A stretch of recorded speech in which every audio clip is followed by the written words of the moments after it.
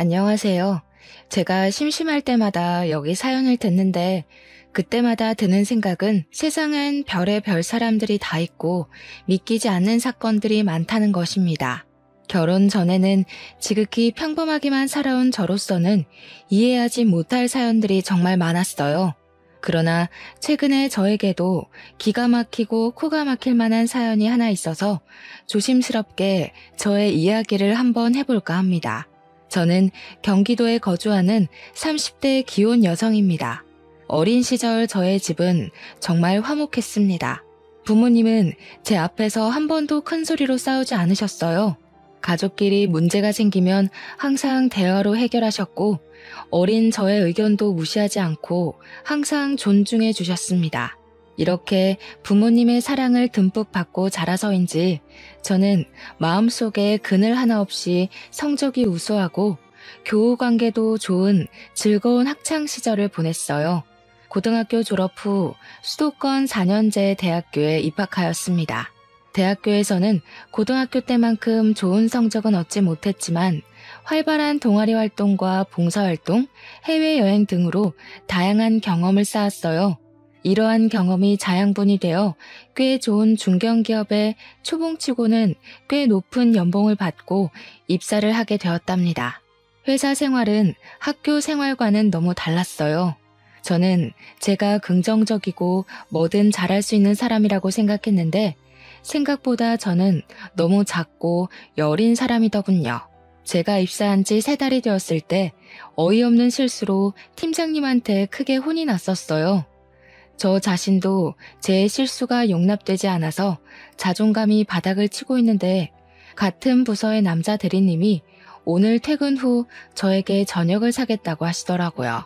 대리님은 저와 같은 대학교 출신이었는데 거래처에서 스카우트 제의가 많이 있을 만큼 일을 잘하시는 분이었어요. 그날 퇴근 후 대리님과 함께 곱창집을 갔어요. 그곳에서 대리님은 제게 맥주를 한 잔 건네주면서 대리님 본인의 신입사원 시절 때 이야기를 해주었습니다. 지금은 일을 잘하시는 대리님도 신입사원 때 저 못지않게 팀장님께 정말 많이 혼이 났더군요. 그 이야기를 들으니 저만 엄청 못하는 것은 아니라는 생각에 안심도 되고 혼났다고 주눅만 들 것이 아니라 그 과정에서 열심히 배워야겠다는 생각이 들었답니다. 그날 후로 저는 대리님의 옆에서 많은 것을 배울 수 있었어요. 그리고 우리는 친해져서 평일이 아닌 주말에도 종종 연락해서 사적인 대화도 많이 나눴습니다. 점점 연락을 주고받는 횟수가 많아지고 회사 밖에서 개인적으로 만나는 시간이 늘어나면서 대리님이 점점 궁금해졌어요. 대리님 역시 그런 제가 싫지는 않았는지 저의 연락이나 만남을 피하지 않았고 그러다가 자연스럽게 연인 관계로 발전을 하게 되었습니다.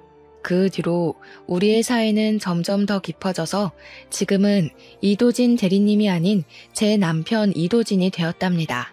제 남편은 결혼 전 저와는 완전히 다른 삶을 살았어요. 아버지는 남편의 초등학교 입학을 며칠 앞둔 어느 날 갑작스러운 사고로 돌아가셨습니다. 그래서 시어머니 혼자 남편을 키워야 했어요. 여러 가지 복잡한 가정사로 인해 도움을 받을 만한 친척도 없었던 시어머니는 어찌어찌해서 술 장사를 시작하셨는데 술집에서 이 남자 저 남자를 많이 만났다고 합니다. 시어머니는 남자들을 만나고 장사를 하느라 어린 남편은 항상 뒷전이었어요.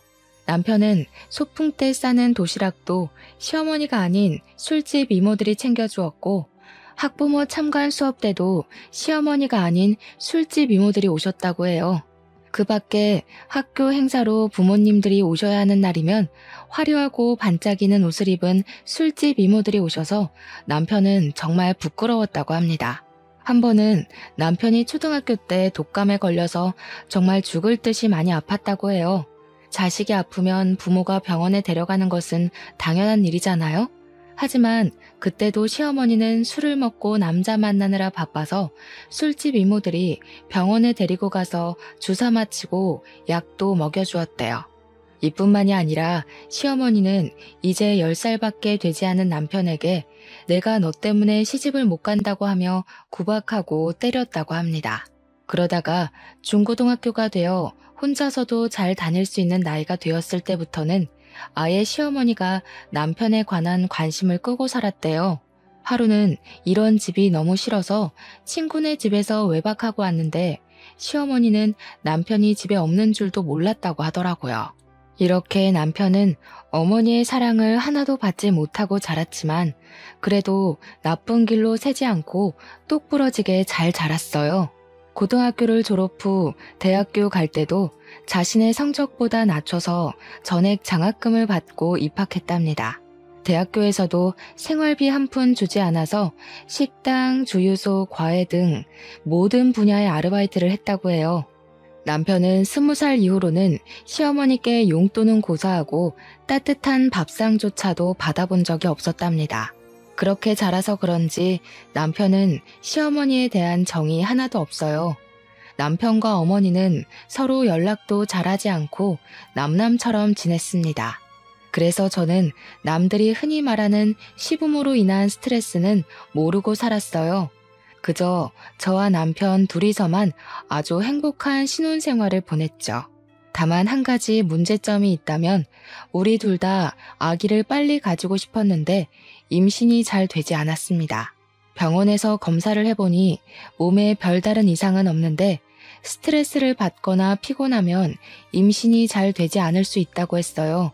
사실 결혼 초까지만 해도 저는 회사를 계속 다니고 있었는데 그 당시 제가 중요한 프로젝트를 하게 되면서 스트레스를 많이 받았고 잠도 거의 못 잤거든요.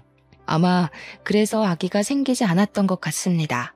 저와 남편은 많은 대화 끝에 지금은 일보다는 아기를 만드는 것이 더 급선무라는 생각이 들어 저는 프로젝트가 맞춰지는 대로 회사를 퇴사하겠다는 의사를 밝혔어요.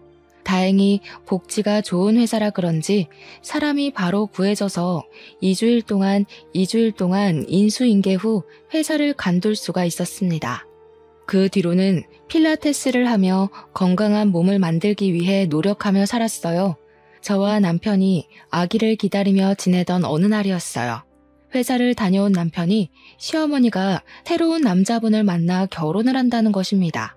두 분 다 나이 들어서 하는 재혼이니 정식으로 결혼식을 하지는 않고 그냥 친척과 가족, 가까운 지인들만 모여서 식사만 한다고 하셨습니다. 솔직히 저는 이런 시어머니의 행동이 이해가 가지 않았어요. 아무리 나이 들고 하는 재혼이라고 해도 가족들에게 소개도 하지 않고 결혼을 한다고 통보를 하는 것이 좀 그렇더라고요.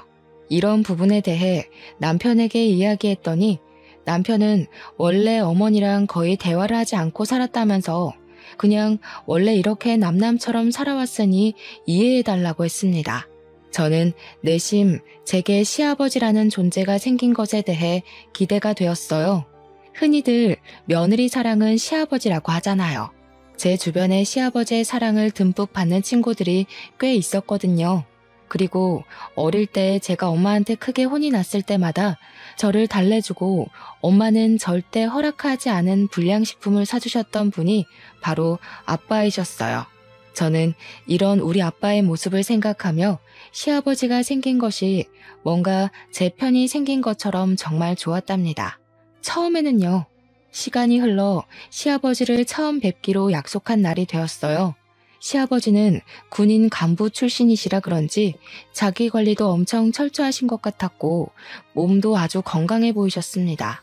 저와 남편은 시아버지가 조금 딱딱하기는 해도 시어머니가 혼자 계시는 것보다 함께 계시는 것이 좋을 것으로 생각했습니다. 시아버지 역시 저와 남편을 좋게 보셨는지 호탕하게 웃으시며 아주 화기애애하게 첫 만남을 마쳤습니다.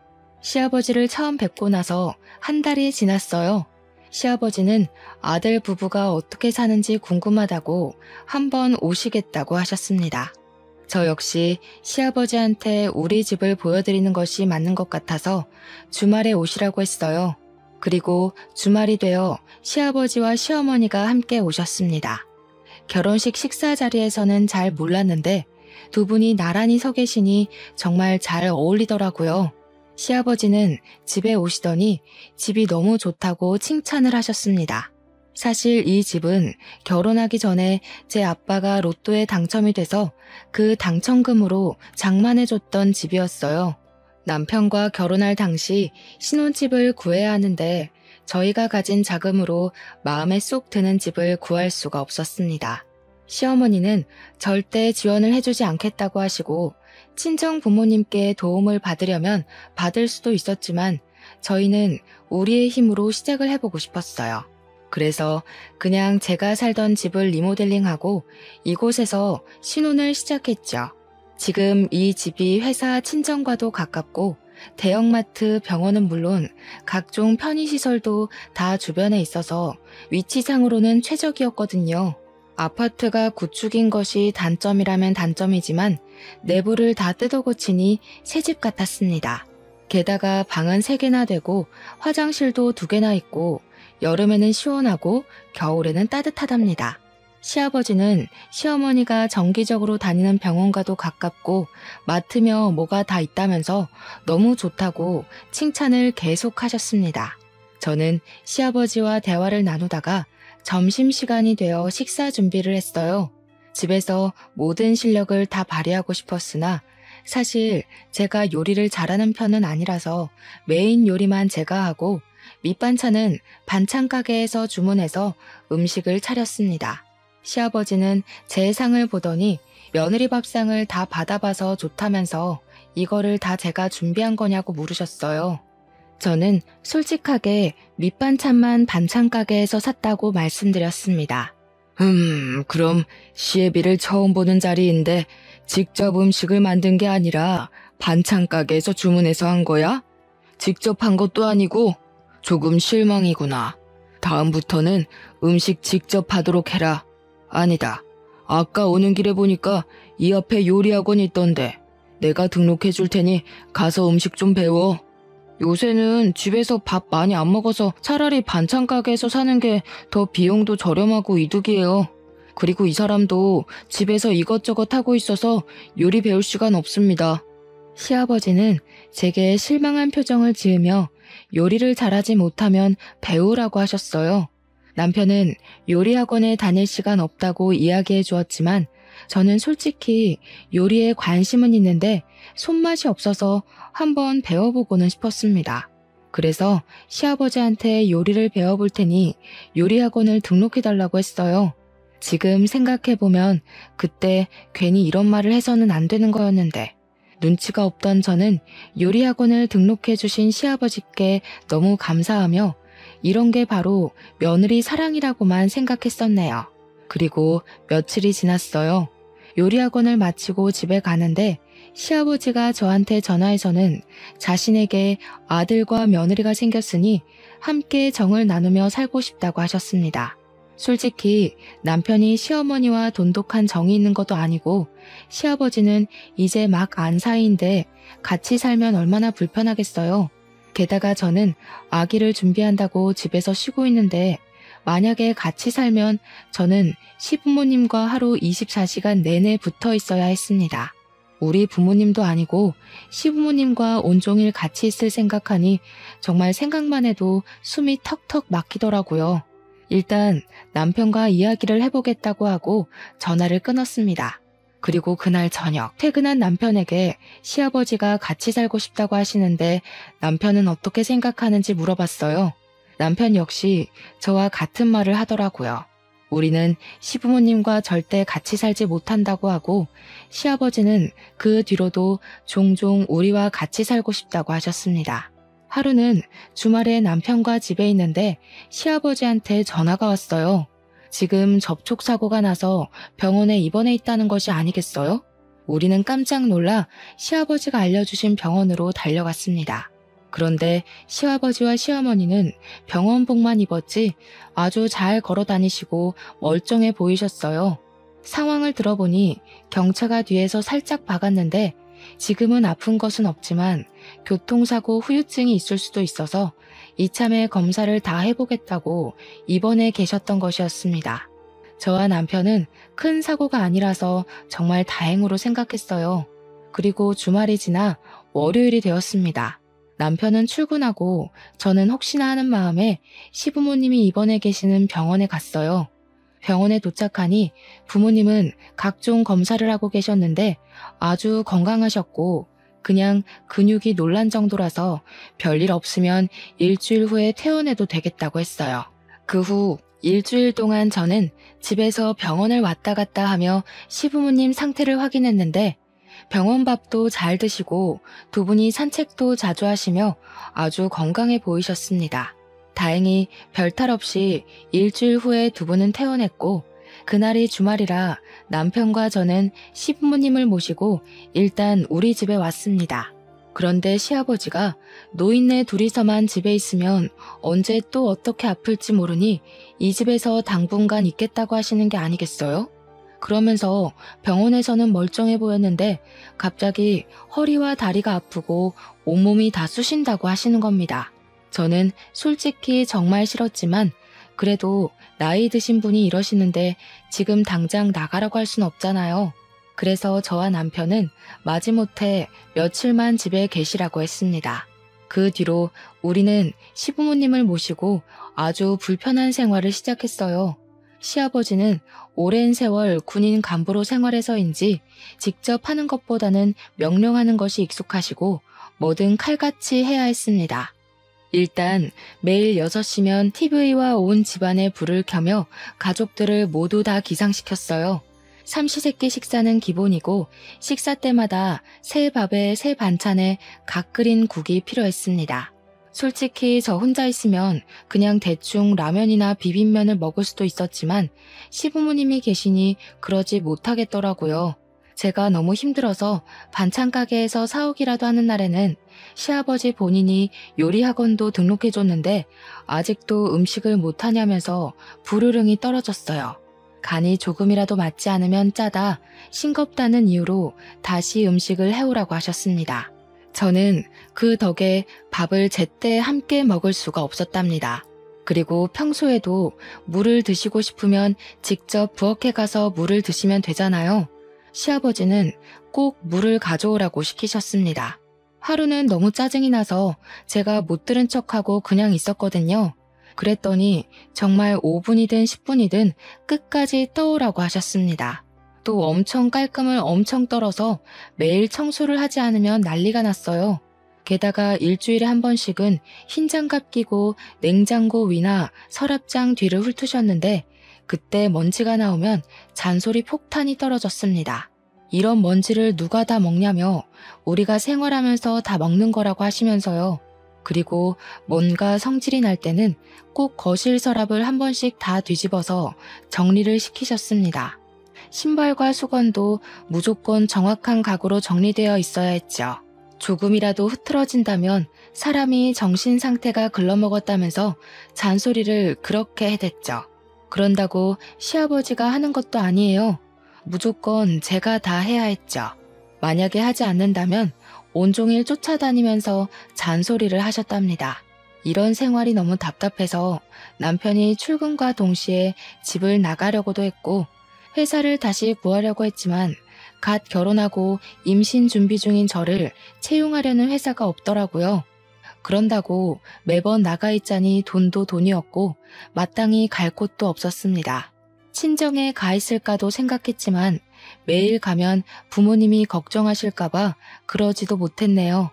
그리고 시아버지는 밤 10시가 되면 주무셔야 한다고 불을 꺼버렸습니다. 근데 밤 10시 이후에 재밌는 TV 프로그램이 정말 많잖아요. 그래서 남편과 제가 같이 TV를 보고 있으면 시아버지는 저희한테 성질을 엄청 내셨습니다. 하루는 너무 화가 난 남편이 이제 몸 괜찮아지셨으면 이 집에서 나가라고 했어요. 그랬더니 아들과 같이 있고 싶다며 시아버지와 시어머니가 우리 몰래 자신들이 살던 집을 팔아버렸다고 갈 곳이 없다는 거예요. 그때는 그래도 저와 남편이 바보처럼 그저 참았네요. 그때 확 다 뒤집어 엎어버렸어야 했는데 말이죠. 아무튼 그 뒤로 시부모님은 집에 있던 모든 짐을 가지고 아예 우리 집에 눌러 앉으셨답니다. 두 분이 집에 눌러 앉은 뒤로는 시어머니도 저에게 시집살이를 엄청 시키셨어요. 소소하게 잔소리는 기본이었고 아버지의 삼시세끼를 차리는데 도와주기는커녕 옆에서 시아버지보다 더 저를 구박했답니다. 정말 모든 순간이 기가 막히고 코가 막혔지만 그 중에 가장 어이없는 사건이 하나 있었어요. 때는 찬바람이 슬슬 부는 초겨울이었습니다. 하루는 집에 있는데 시어머니가 김장해야 한다고 하셨어요. 옛날에는 시어머니의 언니, 그러니까 큰 이모님 댁에서 농사지은 배추 1000포기를 뽑고 직접 절이셔서 김장을 했다고 해요. 하지만 요새는 김치를 많이 먹지 않기에 작년 같은 경우 이모님과 어머니가 사신 절인 배추로 김장을 50포기만 했다고 합니다. 그런데 올해는 시아버지가 김치를 좋아하시니 김장을 100포기나 하자는 거예요. 더 큰 문제는 시이모님이 허리 수술로 올해는 김장하지 못하시는 상황이었어요. 그래서 올해는 우리 가족끼리만 김치를 담가야 했습니다. 사실 우리 집은 김장을 제가 아주 어릴 때만 하고 크고 나서는 서로 바쁘니 그냥 사다 먹었거든요. 그래서 김장을 제대로 해본 적이 없었습니다. 하지만 시아버지도 김치를 좋아하시고 저도 김치를 좋아하니 힘들지만 배워볼 겸 한번 해보겠다고 했어요. 그래서 절인 배추를 주문하려는데 시아버지는 절인 배추가 어떻게 절여졌을지 아냐며 절인 배추가 아니라 그냥 배추를 사서 직접 절이라고 하시는 거예요. 저는 그냥 양념을 만들고 버무리기도 힘들 것 같아서 싫다고 했지만 그 주 금요일에 시아버지께서 직접 마트에 가셔서 배추 100포기를 사오셨습니다. 이 배추를 반품시킬 수도 없으니 어쩔 수 없이 배추를 절이기 시작했는데 물 먹은 배추는 정말 무거웠어요. 그런데 시부모님은 손가락 하나 까딱도 하지 않으시고 그냥 앉아서 지시만 하고 계시는 게 아니겠어요? 솔직히 김치를 저 혼자만 먹는 것도 아니고 드시는 건 시아버지가 제일 많이 드시는데 저만 일하고 있으니 화가 났습니다. 이거는 시아버지, 시어머니 모두 도와주셔야 해요. 이걸 저 혼자 어떻게 다 해요? 옛날에는 배추 1000포기도 며느리 혼자 담갔다. 1000포기도 아니고 고작 100포기인데 이것도 못한다고 이 난리니? 하여튼 요새 애들은 다들 약해 빠졌다니까. 이 속도로 했다가는 오늘 밤을 새워도 못하니까 좀 서둘러. 저는 요새 애들이라서 이런 것 못해요. 그리고 시아버지께서 이렇게 사오셨으니 시아버지가 도와주세요. 안 그러면 저도 손 하나 까딱하지 않을 거예요. 너는 아버지한테 이게 무슨 말버릇이니? 말 똑바로 못해? 저렇게 싹수가 노래서야 원. 시부모님이 저한테 빨리 제대로 하지 못한다고 구박하는데 남편이 퇴근하고 집에 들어왔습니다. 남편은 배추가 거실에 쌓여있는 것을 보고 이게 다 뭐냐고 했어요. 저는 남편에게 제가 배추를 절이고 있는 이 상황에 대해 다 이야기했습니다. 지금 다들 제정신이세요? 이 100포기를 어떻게 여자 혼자 다 해요? 사람 알아 눕는 꼴 보고 싶어요? 지금 네 와이프라고 편드냐? 옛날엔 여자 혼자 1000포기도 다 했어. 옛날 사람들 다 했어도 엄마는 그런 얘기 하면 안 되지 않나? 솔직히 엄마는 김치 제대로 담근 적 없잖아. 시이모가 다 했지. 아니야? 엄마가 언제 1000포기나 했다고 그래? 시어머니는 남편의 말에 아무 말도 하지 못하고 당황해서 가만히 있었습니다. 알고 보니 이전에 시이모님과 둘이서 1000포기를 김장했다고 말씀하시던 모든 것이 다 거짓이었더라고요. 어쨌든 배추를 이미 사왔으니 이거 다 해야 해. 버릴 수는 없잖아. 그럼 다 같이 모여서 해요. 아 진짜 이게 지금 무슨 난리야? 오늘 이거 다 못하면 아버지도 잠 주무실 생각하지 마세요. 도대체 뭐 하는 짓이에요 이게? 그리고 내일도 다 같이 새벽에 일어나서 배추 씻고 하는 거예요. 아시겠어요? 남편이 모든 것을 다 뒤집어 엎을 것처럼 화를 버럭대니 시부모님도 아무 말도 하지 못하고 다 같이 배추를 절이기 시작했습니다. 시아버지는 원래 10시가 되면 주무셨는데 그날은 자정까지 배추를 절였어요. 다음날 원래 새벽 6시면 일어나던 시아버지와 시어머니가 일어나시지 못하시더라고요. 저와 남편이 깨우려고 들어가니 두 분은 몸살이 났다고 끙끙 앓는 소리만 하셨습니다. 절대 일어나지 않으시길래 불을 켜고 일어나실 때까지 기다렸어요. 아침 9시가 되자 그제야 시부모님이 나오셨습니다. 뭐야? 너희끼리 먼저 시작했어야지. 아직도 안 했어? 우리는 잘 먹지도 않는 김치 저 사람이 먹는다는 이유로 지금 이렇게 하는데 굳이 우리가 먼저 시작해야 해? 당연히 먹을 사람이 해야지. 아니야? 너 지금 설마 나 들으라고 하는 소리냐? 당연한 거 아닌가요? 아, 빨리 시작해요. 지금 누구 때문에 이 괴고생을 하는데. 남편의 닭달에 시아버지는 전날 소금물에 절인 배추를 온종일 씻어냈고 저와 시어머니는 부엌에서 김치 양념을 만들었습니다. 절인 배추에 양념을 버무려야 하는 다음 날에도 시부모님이 늦게 일어나시길래 우리는 일부러 일어나실 때까지 기다렸다가 시작했어요. 시부모님이 3일 연속 김장을 하니 몸살이 제대로 나서 아예 일어나지 못하셨습니다. 처음에는 화만 내던 남편이었지만 그래도 부모님이라고 월요일에 반차를 쓰고 시부모님을 데리고 병원에 다녀왔네요. 혼돈의 김장 사건이 지나고 시간이 흘러 12월 마지막 날이 되었습니다. 원래는 10시만 되면 주무시던 시아버지가 새해맞이 카운트다운을 봐야 한다며 잠을 주무시지 않더라고요. 시어머니는 그런 시아버지에게 술상을 차려드렸는데 시아버지는 술에 취해서 결국 자정이 되기 전에 거실에서 잠이 드셨습니다. 시아버지를 깨워도 일어나지 못하시길래 어쩔 수 없이 거실에 두고 우리는 우리 방에 들어가서 잠을 잤어요. 그러다가 새벽이 되었습니다. 뭔가 이상해서 눈을 떠보니 시아버지가 비틀거리며 우리 방에 들어와서 남편 옆에 눕는 것이 아니겠어요? 저는 깜짝 놀라 남편을 깨웠습니다. 남편도 옆에 누운 시아버지를 보고 깜짝 놀라 소리 지르며 불을 켰어요. 아버지, 지금 이게 뭐 하는 짓이에요? 잠결에 모르고 여기 왔다. 이게 그렇게 화낼 일이야? 성인 부부의 침실에 이렇게 함부로 막 들어오시면 어떡해요? 당장 나가요, 나가. 우리 방에서 큰 소리가 나자 시어머니도 주무시다 깨셔서 오셨어요. 시어머니는 상황을 보시고는 사람이 살다가 보면 그럴 수도 있지. 이거 가지고 그렇게 성질을 내냐며 화를 내셨습니다. 어머니, 솔직히 혈연관계도 아닌 시아버지가 이 새벽에 부부 침실에 막 들어오시는 게 말이 돼요? 아무리 잠결에 술김이라고 해도 그렇지. 너무 불쾌해요. 뭐? 불쾌? 너 말 다 했어? 그게 시애비한테 할 소리야? 당연한 거 아니에요? 시아버지가 잠자는 방에 들어오는데 좋아할 며느리가 세상 천지에 어딨어요. 이제 조심 좀 해주세요. 이게 지금 보자 하니까 내가 그렇게 우습냐? 도대체 왜 내 말을 듣지 않는 거야? 남편은 시아버지께 당장 이 방에서 나가라고 큰 소리를 쳤습니다. 그날 저는 너무 놀란 마음에 잠을 한숨도 자지 못했어요. 하지만 다음 날도 어김없이 시부는 6시에 나를 깨워서 밥을 달라고 했고 저는 피곤한 몸을 이끌고 나와 어쩔 수 없이 떡국을 끓여야만 했습니다. 그러다가 결혼 후 처음으로 맞이하는 명절이 되었어요. 저는 시어머니께서 알려주신 대로 과일과 간단한 음식 몇 가지만 올라간 간소한 차례상을 차렸습니다. 그런데 시아버지가 무슨 차례상이 이렇게 간소하냐며 새로 장을 봐서 오셨어요. 그러면서 음식을 이것저것 시키시더라고요.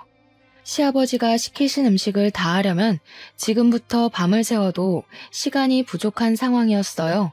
제가 이것은 오늘 내로 절대 하지 못한다고 말씀드리니 시아버지는 밤을 새워서라도 다 해놓으라고 하셨습니다. 그래서 그럼 제가 도와달라고 하니 시어머니는 어른이니까 쉬라고 하시고 남편은 남자니까 음식을 하면 안 된다고 하셨어요. 그래서 저를 도와줄 사람이 아무도 없으니 혼자서 다 하라는 게 아니겠어요? 시아버지 억지에 남편이 성질나서 남편이 시아버지에게 따지고 결국 남편과 시아버지는 또 싸웠습니다. 그리고 저는 싸우는 둘을 말리느라 음식을 하지 못했고 결국 다음날 원래 시댁에서 하던 대로 간소한 차례상을 차리게 되었습니다. 시아버지는 차례상을 가만히 보고 있다가 마음에 들지 않는다며 차례상을 엎어버리셨어요. 시어머니는 그런 시아버지 옆에서 비위 맞추며 다음부터는 며느리 교육 똑바로 해서 성대한 차례상을 만들겠다고 하더라고요. 그런 시아버지, 시어머니를 본 남편은 화가 잔뜩 나서 저를 데리고 그냥 나왔습니다. 친정에서 명절을 지내고 오니 시아버지는 저한테 엄청 뭐라고 하시더라고요.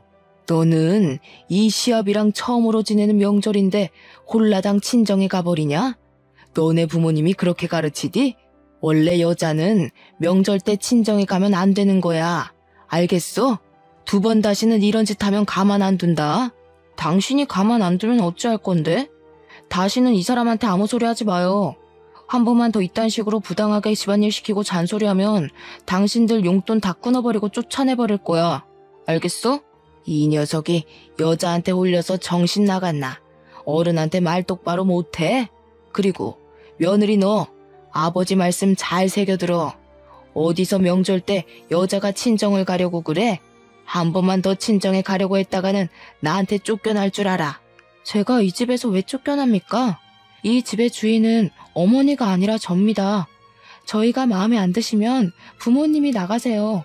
시아버지는 명절 때 며느리 교육을 핑계 삼아 저에게 시집살이를 시키려고 했지만 남편 덕분에 아무것도 아버지의 생각대로 이뤄지지 못했답니다. 그렇게 시끌벅적한 명절 연휴가 끝났어요. 그런데 시아버지가 웬일로 새벽 6시에 깨우지 않았습니다.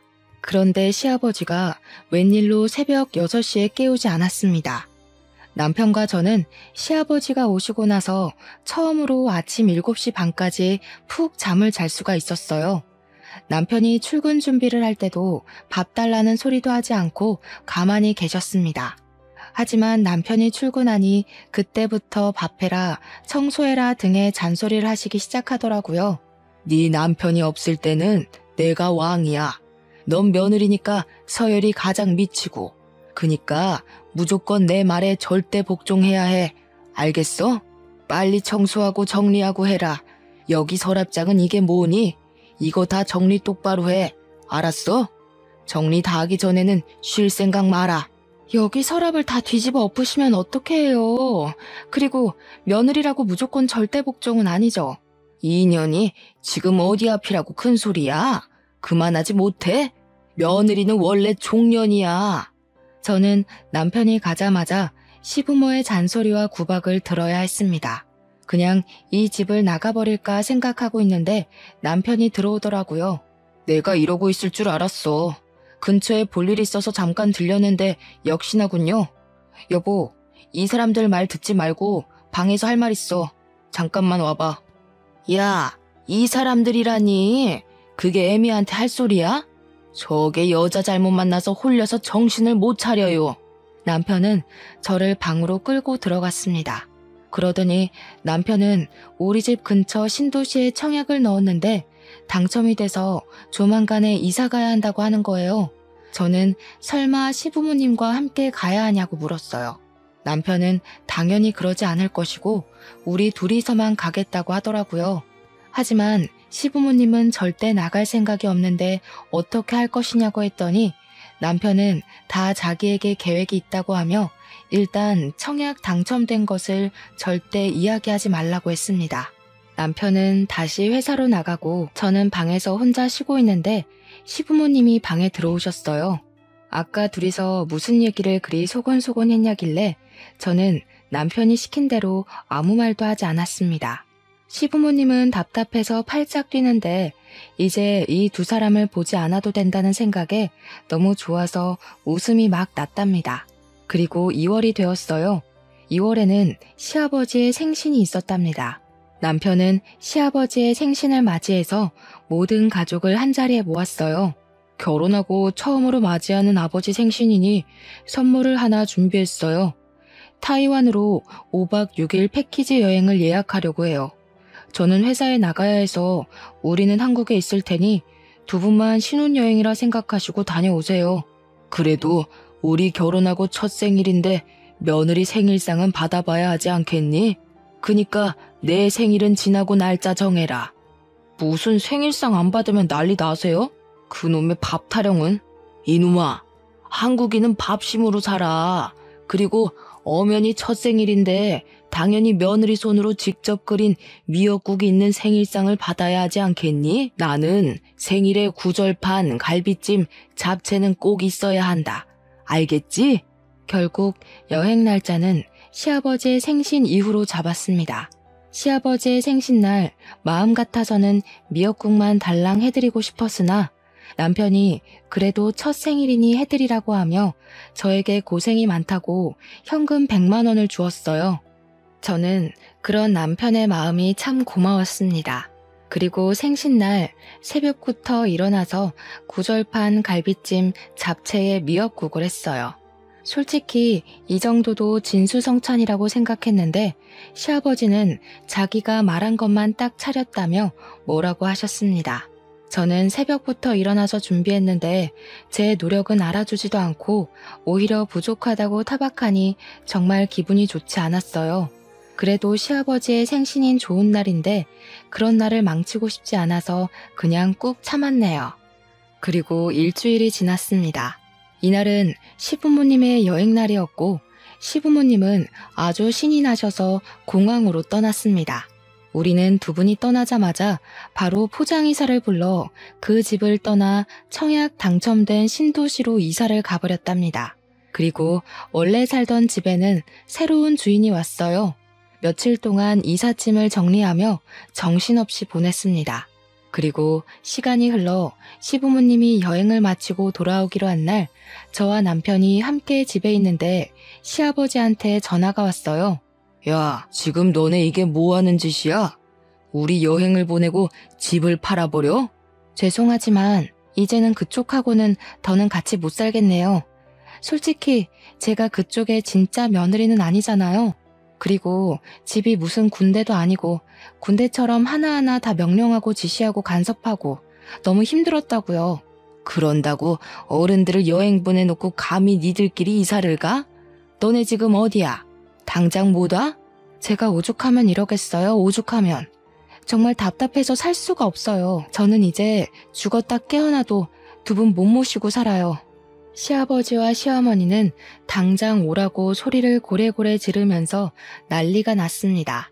그 소리를 들은 남편이 제 전화를 빼앗아갔어요. 더는 못 참아요.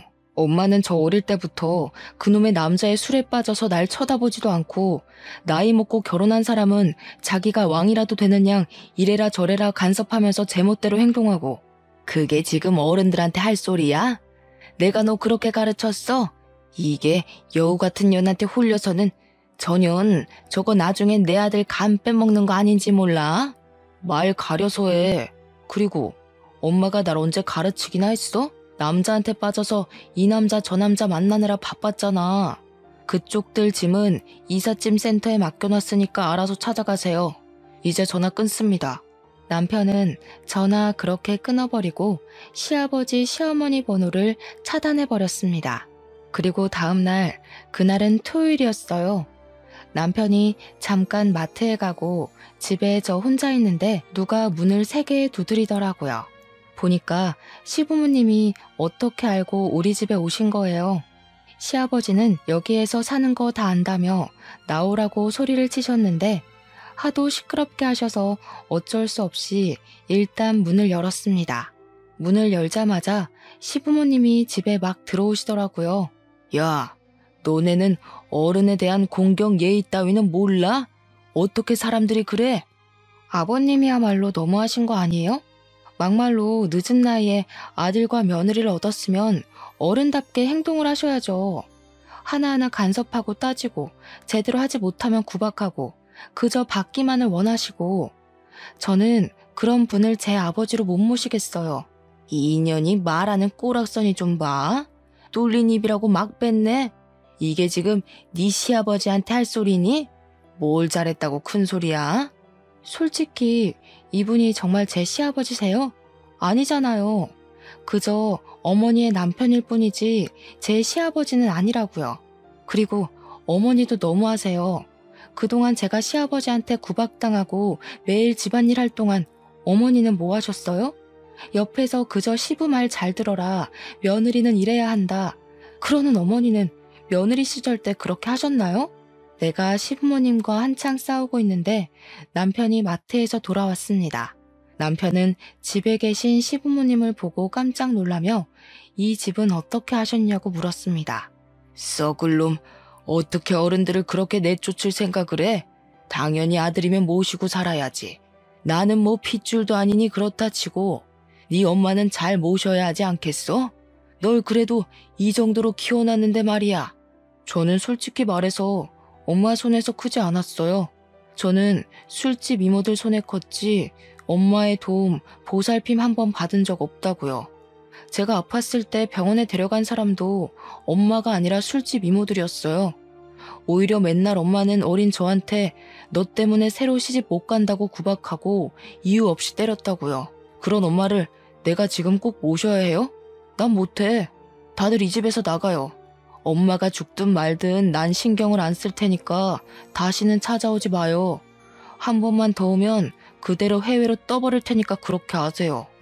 남편은 자신이 그동안 속에 있던 말을 다 쏟아내고 시아버지, 시어머니를 그 집에서 쫓아내버렸습니다. 그 뒤로 한 달 정도가 지났습니다. 모르는 번호로 전화가 오길래 택배인가 싶어서 받았는데 시어머니더라고요. 너 이 시애비 비위 맞추기 왜 이렇게 힘드니? 내가 이 나이 먹고 셔츠 다리고 매번 다른 반찬 하는데 죽을 맛이다. 젊을 때도 하지 않던 시집살이를 남편한테 하고 있단다. 어머니, 제가 시부모님과 함께 살 때 제가 했던 것들이네요. 어차피 어머님이 선택한 남자 아닌가요? 제가 그때 힘들게 집안일 해드렸던 거 잊으셨어요? 얘야, 제발 살려다오. 진짜 내가 이런 남자였으면 만나지도 않았을 거다. 이 나이에 아들한테도 안 해준 반찬을 만들려고 시장을 몇 번씩이나 왔다 갔다 하는 것인지 안 그래도 안 좋은 허리가 굽게 생겼다. 그건 제 알 바 아니고요. 더 징징대시면 남편한테 다 말할 거예요. 그리고 어머님, 번호 바꾸셨어요? 이 번호 모르는 번호라서 받았는데 이제 이 번호도 차단할 거니까 그렇게 하세요. 물론 남편한테 시어머니한테 전화가 왔던 것은 이야기하지 않았어요. 남편이 저보다 시어머니를 더 싫어해서 제가 전화 받은 것을 알면 난리가 날 것이 분명했거든요. 그렇게 시부모님과 우리의 연이 완전히 끝났답니다. 다른 현명한 분들은 저보다 더 좋은 방법으로 지혜롭게 힘든 상황을 대처해 나가시겠지만 저는 시부모님과 연을 끊는 것이 제일 나은 방법이었습니다. 부디 저희 부부의 선택에 대해 비난은 하지 말아주세요. 그리고 지금 이전에 그렇게 노력해도 생기지 않던 아이가 드디어 생겼어요. 임신 초기라서 스트레스 받으면 절대 안 된다는 의사 선생님의 말씀에 남편이 얼마나 잘해주는지요. 제가 시부모 복은 없어도 남편 복은 확실히 있나 봅니다. 요즘 저와 남편은 뱃속의 아기가 누구를 닮았을지 상상하며 행복한 나날들을 살고 있답니다. 남편은 자신은 비록 부모의 사랑을 받지 못했지만 아기에게는 제대로 된 사랑을 주고 싶다며 육아 공부를 아주 열심히 하고 있어요. 저 역시 부모님께서 제게 아낌없이 주신 사랑을 그대로 아기에게 물려주는 좋은 엄마가 되고 싶네요. 저의 기가 막히고 코가 막힌 사연은 여기까지입니다. 기나긴 이야기 들어주셔서 감사합니다.